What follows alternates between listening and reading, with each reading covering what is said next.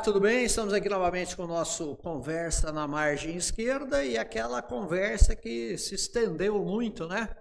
Porque nós estamos falando das interferências militares, mas esse é o último programa, né? O último programa porque nós vamos falar das interferências militares, né, que levaram a problemas durante o governo Vargas, né, o segundo governo Vargas, 51, 54, e depois na própria transição para o governo Juscelino Kubitschek, né, que foi o eleito após, né, o suicídio de Vargas e o governo estar com o vice-presidente que assumiu por causa da morte do presidente Vargas, né, então.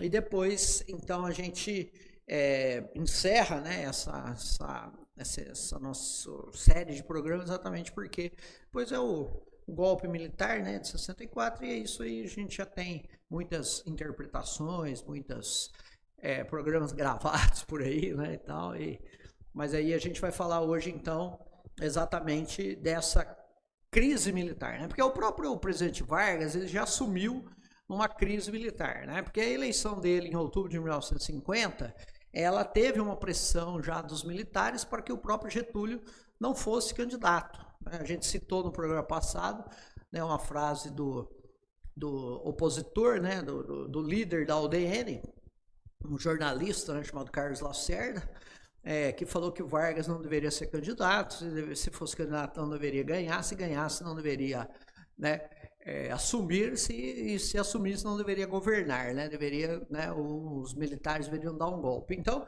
isso era uma coisa assim extremamente, né, as claras, né, a ideia de você pedir uma intervenção militar, né, exigir às vezes até uma intervenção militar. Só que naquele momento ainda os militares eles tinham uma certa divisão interna, né, as patentes maiores, né, eles tinham uma formação um pouco diferente daquelas dos coronéis, tenentes coronéis e majores e tal. Então ainda havia uma certa divisão nas Forças Armadas, né? E que com o andar da carruagem da história, né, que aconteceu?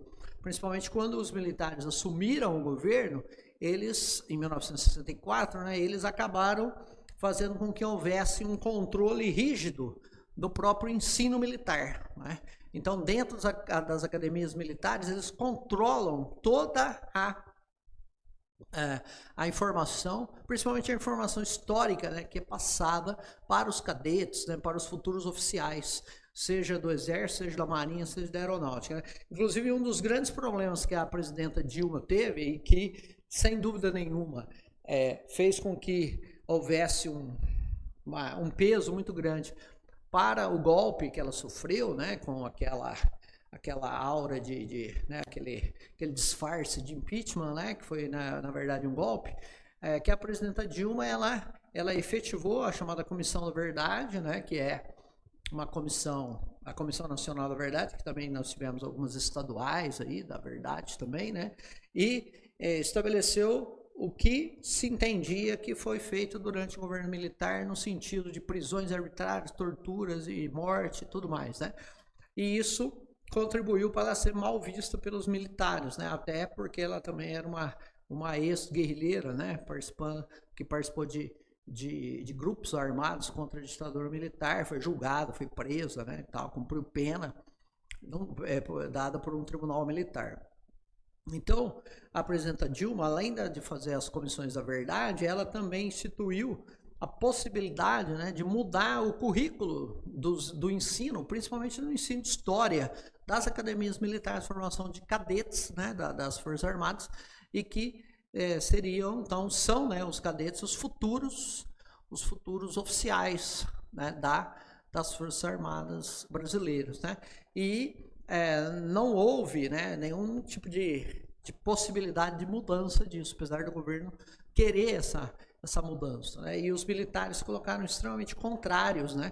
Porque eles usam materiais próprios ali, né, para ensinar esse período da história brasileira, né? Sempre, não só o período da ditadura militar, mas também o período, né, de toda a história brasileira, né, evocando, né, e, né, fazendo com que os militares sejam colocados como os heróis, né, tal. Eles pegam, inclusive, um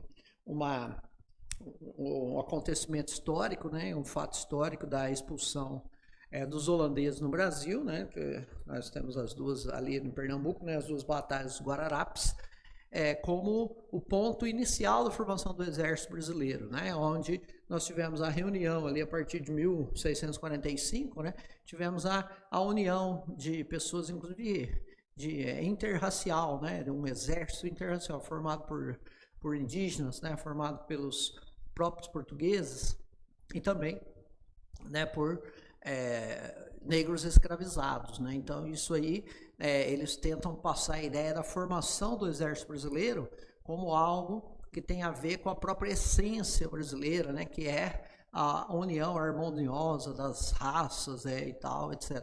E daí, né? Eles vêm desde o período colonial sempre exaltando, né, os feitos militares e tudo mais, né?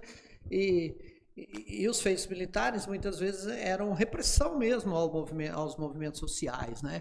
Mas eles são exaltados, né, como grandes acontecimentos para o Exército Brasileiro, para a Marinha Brasileira, né, e tal. E futuramente para a Aeronáutica, né, que é mais recente, né, que é só nos anos 40, né, do século XX que se forma a Força Aérea Brasileira, né, a terceira Força Armada. Então, exaltação, né, da Marinha, exaltação do Exército na Guerra do Paraguai, né, a questão dos militares durante, né, a Segunda Guerra Mundial com a Força Expedicionária Brasileira e tal, né? Então tem uma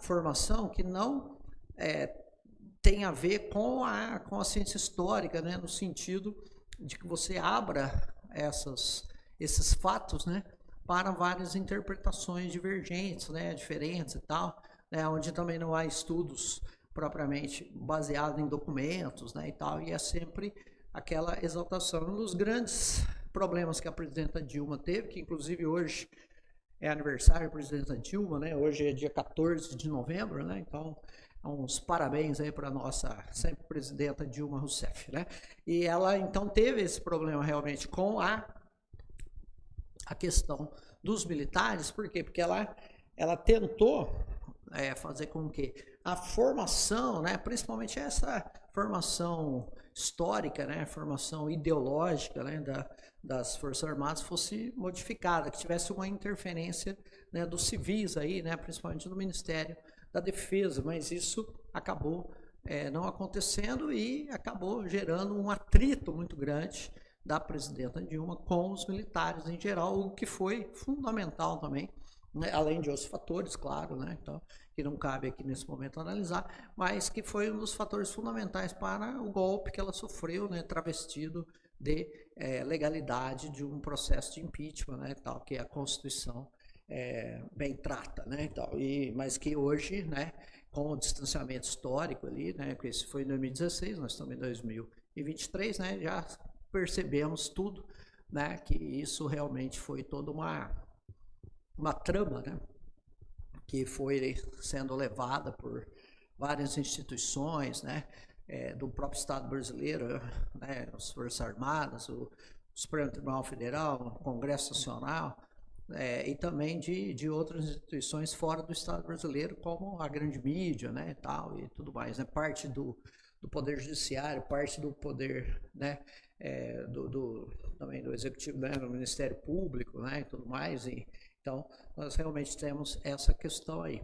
Mas voltando, né, então a questão do presidente Vargas, né, a própria eleição do presidente Vargas foi contestada militarmente, né, e tal. E mesmo assim, né, como havia essa divisão, né, como não havia essa formação única, monolítica que existe hoje, né, ele tinha muitas ligações com alguns militares, os militares foram lá, garantiram a posse, tal, 31 de janeiro de 1951, Vargas assumiu, e como a gente falou no programa passado, é um caráter completamente diferente do que tinha sido o governo Dutra, né, de 1946 até 51. Então ele adotou medidas nacionalistas, né, logo no início ele acaba criando o Banco Nacional de Desenvolvimento Econômico, né, que hoje é Banco Nacional de Desenvolvimento Econômico e Social, BNDES, né, mas quando foi criado em 1952 pelo governo Vargas era BNDE, que é exatamente a ideia de financiar a indústria nacional a juros mais baixos, prazos mais longos para pagar, né, para que a economia nacional se desenvolvesse, principalmente as questões ligadas à indústria e tal.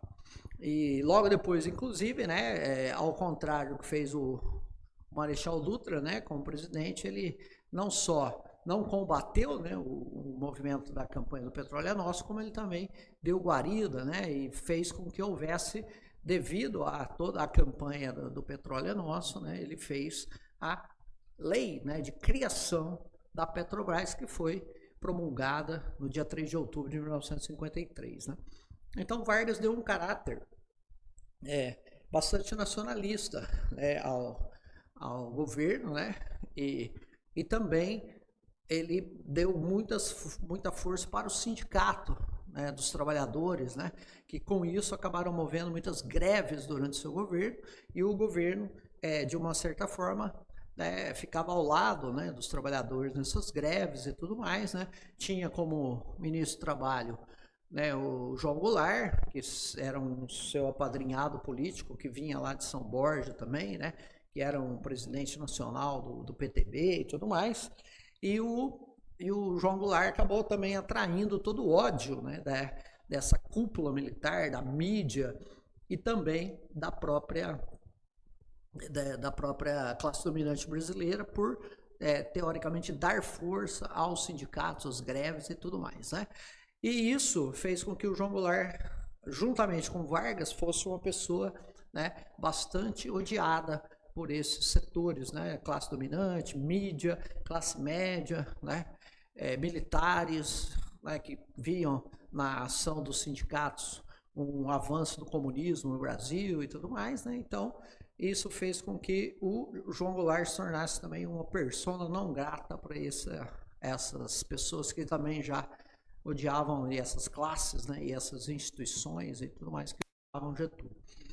Aí, aquela velha história que a gente sempre conhece, né, que também aconteceu com os governos do PT, né, com a presidenta Dilma, o próprio presidente Lula, né, e tal, acusações genéricas de corrupção, de favorecimentos e tal, né, e tudo isso começou a desgastar o governo Vargas, né, porque o governo Vargas não tinha nenhum tipo de apoio da grande mídia, né, naquele momento nós já tínhamos a televisão, né, TV Tupi de São Paulo, TV Tupi do Rio, nós já tínhamos rádios, né, e tínhamos jornais, e tudo isso era dominado por uma pequena casta, como hoje também, né, um pequeno grupo de pessoas, né. E esse grupo de pessoas, então, eles estavam sempre vinculados às grandes empresas nacionais e multinacionais, né? E que se colocavam bastante contra, né, as medidas do Vargas. E com isso, né, o Vargas acabou sendo acusado, né, de corrupção, de favorecimento de pessoas, né, de grupos e tal, né? E o que mais se destacou foi exatamente uma questão de mídia, né? Porque o jornalista Samuel Weiner teria recebido um empréstimo do Banco do Brasil, né, pelo presidente do banco, o Jafet, que era um aliado de Vargas, tinha recebido teoricamente um empréstimo, né, com condições bem favoráveis, né, um empréstimo vultoso que ele não teria condições de pagar e tal, e que teria sido decidido politicamente, tal, para que o Vargas, né, pudesse ser defendido por um novo grupo de mídia, que era o Última Hora, né, que era um grupo de mídia fundado exatamente pelo Samuel Weiner, que era um ex-repórter, né, também que trabalhou para o Chateaubriand, né, e tudo mais, e que foi um cara que se aproximou muito de Vargas em 49, quando ele conseguiu fazer uma entrevista exclusiva com o presidente Vargas na fazenda de Vargas em São Borja, onde o Vargas anunciou que seria candidato à presidência, né, em 1949, né, no final de 49, e isso foi feito pelo Weiner, né, essa entrevista foi concedida ao Weiner, e durante o governo Vargas, o Samuel Weiner teria então recebido esse apoio, né, para criar esse jornal, que seria um jornal de apoio ao Getúlio, já que a grande mídia era uma mídia de oposição, né, e que fazia uma oposição, vamos dizer, mentirosa, né, que carregava muito nas questões da corrupção, de coisas que não eram comprovadas e tudo mais, né? E dava-se muita força, inclusive, para um jornalista, né, de um pequeno jornal chamado Carlos Lacerda, que estava indo também agora para a questão da política, né?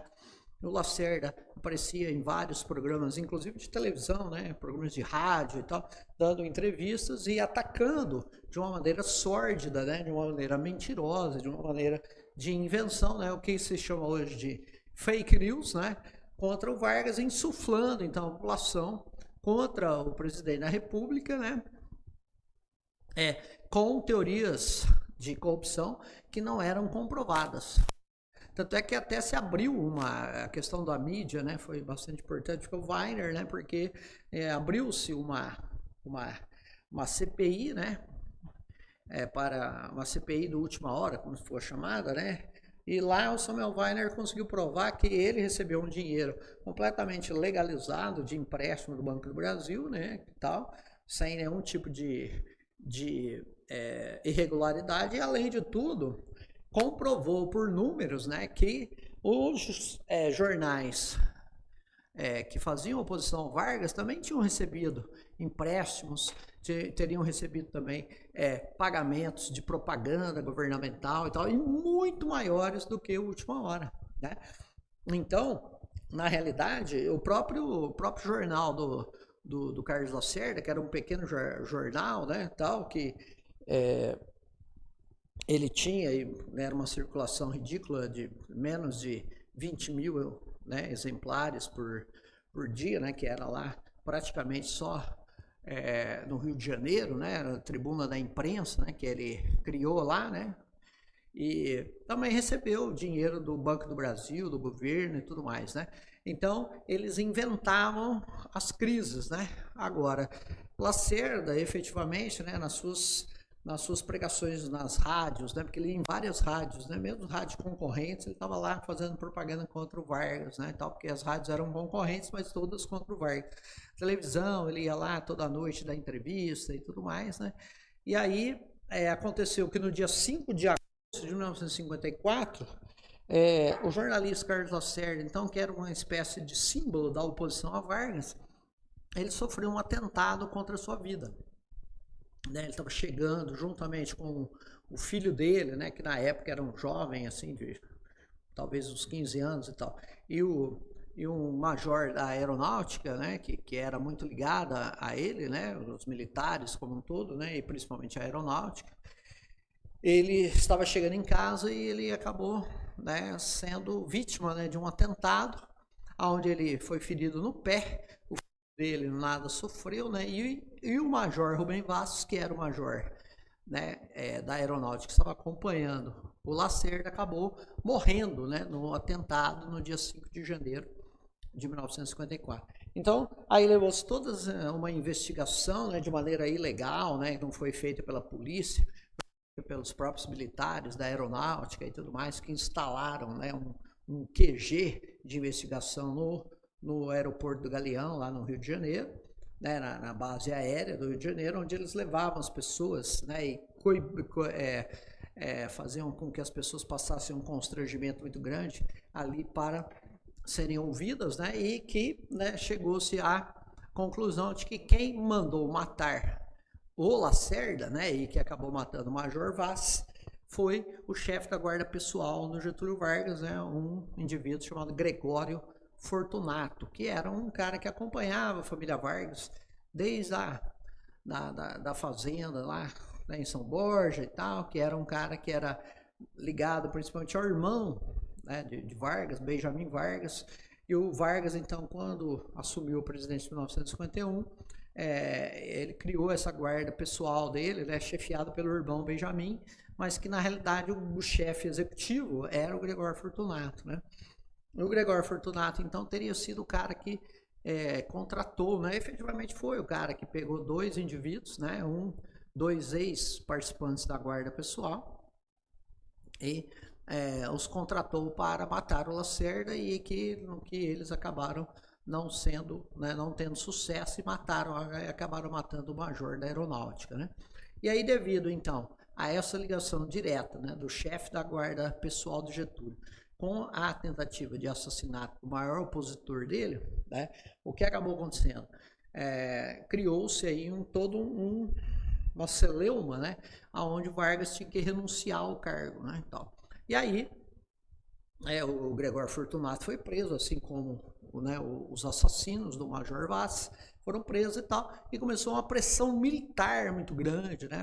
Houve o chamado Manifesto dos Coronéis, né, que a gente falou que os coronéis, tenentes-coronéis eram os que mais se colocavam contra Vargas, né, e tal. E fizeram um manifesto onde vários coronéis assinaram, né? Inclusive vários desses coronéis em 1954, em 1961, 1964, estão aí oficiais generais que vão dar o golpe, né, contra o presidente João Goulart, né, que era nessa ex-ministro de Vargas, né, então, do trabalho. Então, houve uma pressão militar muito grande para que Vargas saísse do poder. Vargas não aceita a saída do poder e vai acabar fazendo o quê? Ele vai acabar fazendo uma reunião, né, no dia 23 de agosto, ele faz uma reunião ministerial lá no Palácio Catete, diz que vai pensar sobre a questão da renúncia, porque lá, né, tanto o ministro, né, militares, né, e tal, disseram que a situação era insustentável, que pelo menos ele precisava tirar uma licença, né, do cargo, né, e tal, etc. Né? E aí acabou-se a reunião, né, e Vargas, então, recolheu-se ao quarto, né, e dizendo que ia pensar sobre o que fazer e tal, né, etc. Mas na realidade ele já viu que estava derrubado ali pelos militares, né. Então, cumprindo até uma promessa que ele fez, né, ele se suicida, né, no dia 20 de agosto de 1954, lá no seu quarto, lá no Palácio, né, do Catete, que era o Palácio Presidencial à época, né, ele dá um tiro no coração, né, se suicida, e aí você tem toda uma sucessão de fatos onde as pessoas saem à rua, né, contra, né, essa morte do Vargas, né, atacando todos aqueles que representavam o antivarguismo, né? Lacerda, inclusive, tem que fugir da cidade do Rio de Janeiro, né? A Rádio Globo, né? E outras, a TV do Assis Chateaubriand, sedes de outras rádios foram atacadas, foram destruídas, jornais e tudo mais, né? Tudo aquilo que era símbolo de contra Vargas acabou sendo atacado e tal. E aí os militares acabaram ficando com um certo receio do povo na rua, né? E a coisa, então, do golpe militar, onde os militares iam tomar o poder de uma maneira mais direta, acabou dando para trás, né? Devido ao povo na rua. Então aí acabou-se fazendo com que houvesse uma sucessão dentro dos parâmetros constitucionais. O vice-presidente era João Café Filho, e o Café Filho, então, assumiu a presidência, né, no dia 24 de agosto, com a morte de Vargas, com o suicídio do presidente Vargas, né? E ainda, então, ele teria um mandato do dia 24 de agosto, quando ele assumiu, até o dia 31 de janeiro de 1956, que era o mandato que ainda restava a Vargas, né? Sendo que, daí, né, um ano e pouco, haveria eleições presidenciais, né? Em outubro, né, de 1955, haveria eleições presidenciais, certo? Os militares, então, recuam nesse primeiro momento, 24, 25 de agosto, eles dão uma recuada, o Carlos Lacerda vai até para os Estados Unidos, que era a pátria mãe dele lá, né? Então vai para lá, fica lá um tempo, né, até a poeira baixar e tudo mais, né, com medo de ser morto, né, tal, pelos varguistas e tal, né? Ser linchado, né, tal, que coisa que ele, de vez em quando ele apanhava na rua, né, então com o suicídio de Vargas ele teve medo até de morrer mesmo, né, ser linchado e tal, então ele foi para os Estados Unidos, passou uns meses lá, né, e aí então o governo Café Filho foi caminhando, né, Café Filho alterou completamente as diretrizes de Vargas, né, indicou muitas pessoas da UDN para o governo, né, que eram oposição a Vargas, né, que assumiram cargos no ministério, né, tal. O PTB foi totalmente alijado do poder, né, dos ministérios, tal, praticamente não tinha mais nada, né, e ele começou a dar uma guinada, né, para a direita mesmo no governo, né, ao contrário do Vargas, né, Café Filho, ele começou a fazer com que houvesse uma linha direitista, né, e não muito nacionalista para o governo, né, então. Aí as coisas foram caminhando, né, nós estamos em agosto, setembro, outubro, novembro, tal, passou o ano, começou 1955, e aí começaram as questões mesmo da eleição, né, da sucessão de Café Filho, né? A UDN já pregava um golpe, né? Aí como ainda não tinha muito como fazer esse golpe e tal, ela pregava que as eleições fossem adiadas, né? Porque ela tinha muito medo que com o suicídio do Vargas, ainda muito recente, né? Se fosse pensar alguns meses antes, poderia haver uma lembrança, né, do Vargas e tal, e os varguistas ganharam a eleição, né, então a UDN ela tenta mais uma vez um golpe, né, e tenta mais uma vez uma solução casuística, né, para se colocar como aquela que iria tomar o poder sem eleição, né, mas aí nada disso prospera, né. Aí os candidatos se colocam, né?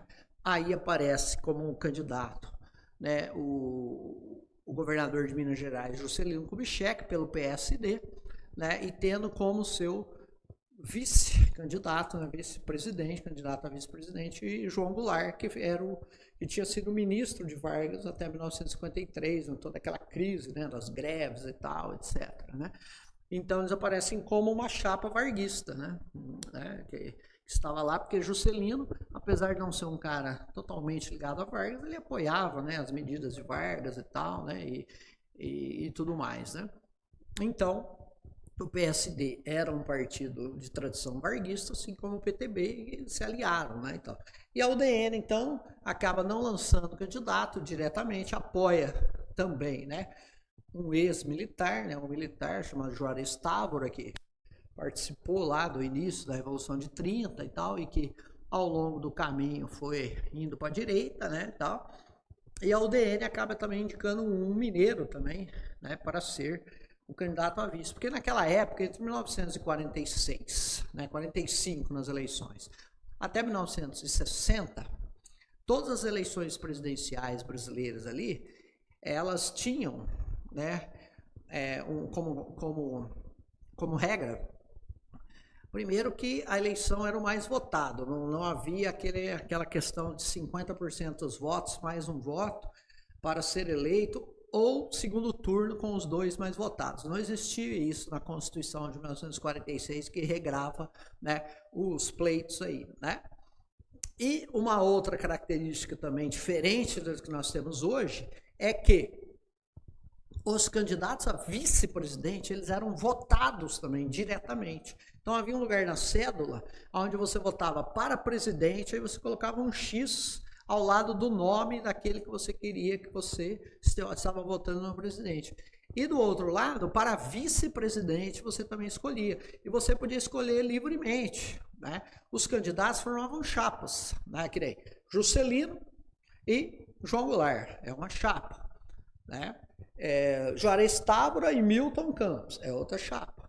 Só que o eleitor, ele poderia votar no Juscelino para presidente, no Milton Campos, que era o vice da outra chapa, não importava, né? Então hoje não, hoje nos cargos executivos, o vice-prefeito, o vice-governador e o vice-presidente, eles não são votados diretamente, eles são votados de acordo com o candidato a presidente, a governador e a prefeito.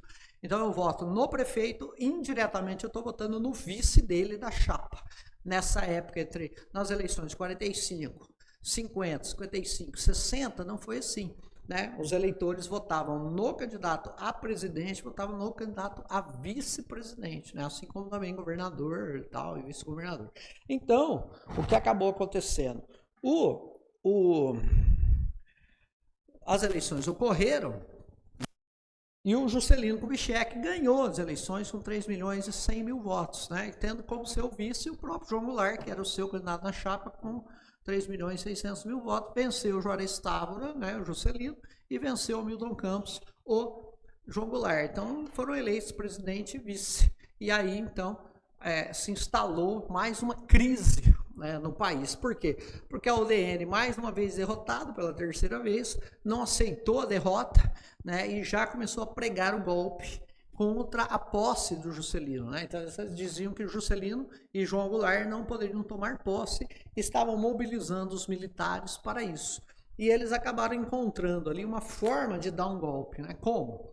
Eles evitaram, né, que ou eles tentaram, né, evitar que o ministro do Exército, né, como se chamava na época, o ministro da Guerra, que era o general Henrique Lott, permanecesse no cargo, porque sabia-se que o Lott era um general legalista, nacionalista e tal, e que não aceitaria nenhum tipo de golpe. Então eles deram a possibilidade do quê? Do presidente Café Filho demitir o Lott. Só que o Café Filho não queria participar da trama golpista. Então o que ele fez? Não se sabe ao certo porque ele realmente teve um problema de coração. Ou se ele, né, teve um problema de coração devido à pressão que deram em cima dele, ou se ele inventou isso, só sabe que, né, em novembro de 1955, quer dizer, praticamente, né, um mês depois da eleição de Juscelino e Jango, né, o presidente João Café Filho tirou uma licença médica. E aí assumiu o presidente da Câmara dos Deputados interinamente, que era um cara chamado Carlos Luz. E o Carlos Luz era um golpista, apesar de ser do PSD, o mesmo partido do Juscelino, ele era um golpista muito ligado ao UDN, muito ligado aos militares e tal, e assumiu fazer o papel de golpista. Então o que aconteceu? Foi dito a ele que ele precisaria punir um militar que fez um discurso, né, contrário à posse do João Goulart como vice e do Juscelino como presidente, né? E ele então procurou, né, o Marechal Lott procurou o presidente da República, né, em exercício, que era o Carlos Luz, dizendo que ele tinha que punir. Por quê? Porque na realidade esse militar, né, que era um militar que deveria ser punido, ele não estava submetido ao ministro do Exército, ao ministro da Guerra, estava submetido, por ser da Escola Superior de Guerra, ele estava submetido a quem? Estava submetido ao presidente da República. Depois tomou um chá de cadeira de 6 horas, né? Lott chegou, pediu a punição, mas não foi atendido, né? Carlos Luz não atendeu e não puniu. Então o que acabou acontecendo? Lott pediu demissão, mas nisso ele foi avisado pelo Juscelino, pelo Jango e tal, pelo pessoal, que era exatamente isso que os golpistas da UDN, os militares queriam, que ele saísse do ministério. Então o que ele fez? Ele acabou voltando atrás, né, não pediu demissão e pelo contrário, né, mobilizou todas as forças, né, que existiam, né, no Rio de Janeiro naquele momento, assumiu o controle de rádio, televisão e também do próprio governo, né, do palácio e tudo mais, né, e simplesmente tirou o Carlos Luz da presidência da República, né. Aí o Carlos Luz foi tirado da presidência, né, e aí assumiu então a pessoa que viria depois dentro da Constituição, que era o presidente do Senado, né. Aí o presidente do Senado então assumiu interinamente, né, o governo, né, em novembro de 1955 e vai ficar no poder, né, como interino. Inclusive o país, várias cidades do Brasil, as principais cidades do Brasil ficaram sob o regime de estado de sítio, onde as pessoas tinham que, a partir das 20 horas, todo mundo ficar dentro de casa, ninguém poderia, né, sair à rua e tal. Vários militares foram presos, vários civis, né, golpistas foram presos. Para variar, né, o covardão do Carlos Lacerda saiu do país novamente, né, eles tentaram ali viajar de navio até São Paulo, né, para ver se o governador de São Paulo, que era Jânio Quadros, na época apoiava a tentativa golpista, né, mas isso não aconteceu, né, então eles ficaram meio perdidos ali e tal, e acabaram né, tendo que sair do país, né, e Nereu Ramos, então, que era o presidente do Senado, assumiu, né, em 11 de novembro de 1955 e vai, então, passar a faixa presidencial para o Juscelino Kubitschek, né, como presidente, e vai também empossar João Goulart como vice-presidente. Então, essa aí foi a última grande crise militar, né, que a gente vai ter, porque apesar do governo Juscelino, nós tivemos ali duas revoltas militares ali, né, mas foi algo bem né, ligado a áreas muito distantes dos grandes centros e tal, e que foi logo solucionado, né? Mas a última grande crise militar antes do golpe, né, de 64, foi exatamente essa, toda essa intervenção militar na queda de Vargas, que levou ao suicídio e levou a um golpe militar abortado, né, porque aí os militares com medo do povo na rua, devido a ficarem bastante violentos, devido a ficarem tristes com a morte de Getúlio Vargas, atacarem anti-getulistas, os militares voltam atrás. Mas aí um ano e pouquinho depois, eles tentam novamente, né, o golpe. E aí, devido a essas divisões que existiam dentro das Forças Armadas, né, principalmente do Exército, né, o general Henrique Lott, né, como ministro da guerra, né, ministro do Exército, ele consegue evitar uma nova intervenção militar em 1955, né, uma tentativa de golpe contra a Constituição para evitar a posse, então, de Juscelino Kubitschek e João Goulart como presidente e vice eleitos, né, legalmente, constitucionalmente, e que os militares estavam tentando evitar, né, em novembro de 55, a posse de ambos, né? Então, essa foi a última grande tentativa dos militares, né, desestabilizar a democracia, desestabilizar, né, a legalidade do país para assumirem diretamente o poder. Não conseguiram, né? Isso com a ajuda da grande mídia, não muito diferente do que é hoje, né? A ajuda das empresas, das grandes empresas nacionais, das grandes empresas transnacionais, né? Também ajuda de um apoio, né, ideológico da classe média, né, que não gosta aí dos governos trabalhistas, de esquerda e tudo mais, né, e a UDN, né, que sempre foi golpista e que sempre procurava os quartéis, né, ela só não ficava lá parada em frente ao quartel, que nem o pessoal aí do Bolsonaro ficou ultimamente, né, mas sempre estava ali batendo na porta dos quartéis para dar um golpe, né, e para assumirem, né, pelo menos indiretamente o poder, né, sendo ali com, né, os ministérios e tudo mais, né, mas sempre pedindo uma intervenção militar direta, né, então não deu certo exatamente porque o general Lott, que era um militar, então, correto, legalista, nacionalista, ele falou, não, a gente não é questão de você gostar ou não de quem foi eleito, né? Um eleito precisa assumir, né?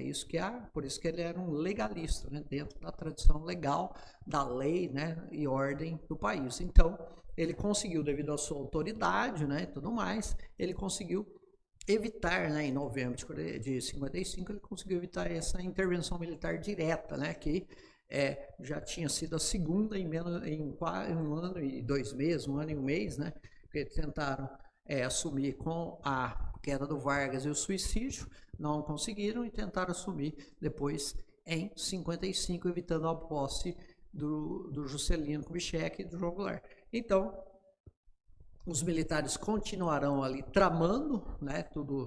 Todas essas possibilidades de chegar ao poder, até que, né, a história acabe fazendo com que eles consigam assumir diretamente o poder, né, porque aí você tem, depois do governo Juscelino, né, que acabou sendo um cara de união nacional, né, e tudo mais, você tem a eleição de Jânio Quadros, né, que a UDN indiretamente acaba ganhando a eleição, apesar do Jânio Quadros, que ganhou a eleição em 1960, não ser da UDN, mas ele foi apoiado pela UDN, né, e tal, e a sua renúncia e depois o governo Goulart, né, que era o seu vice e tudo mais, e todo o contexto histórico, inclusive da Guerra Fria, né, faz com que haja a possibilidade desses coronéis, tenentes coronéis de 54, 55, aí já como oficiais generais tenham total controle das Forças Armadas, né, e consigam então fazer uma intervenção direta e assumir diretamente o poder. E aí nós vamos ter o início, né, de 21 anos de ditadura militar com, né, alguns militares, Marechal Castelo Branco, Marechal Costa e Silva, né, depois tem um interregno lá dos 3 ministros militares durante 2 meses aí, depois General Médici, General Figueiredo, General Geisel e General Figueiredo, né? Então nós temos aí os 5 presidentes militares durante esses 21 anos de ditadura no país, né? Até que, né, em janeiro de 1985, né, indiretamente foi eleito um civil depois de 21 anos de ditadura militar, que no caso era Tancredo Neves, que acabou ganhando, mas não levando, né? Porque depois ele acaba falecendo e não assumiu efetivamente a presidência, né? Mas, então, os militares aí conseguem ao longo desse tempo, né, 54, 55, onde eles tentaram e não conseguiram, eles conseguem então chegar aos golpistas, né, e também ligados principalmente aos grandes interesses aí, né, da classe dominante e tal, né, eles conseguem ascender aos postos mais altos, né, da carreira militar, serem os oficiais generais de 4 estrelas e comandam, né, efetivamente um golpe militar de 64, né? Então, encerramos aí, né, até desde a proclamação pública até, né, a tentativa de golpe contra Juscelino Kubitschek, a posse de Juscelino, né? Falamos um pouco das intervenções militares brasileiras e por que eles tentavam fazer essas intervenções, né? Então, espero que tenha ajudado. Grande abraço, parabéns, presidenta Dilma Rousseff, e até a próxima.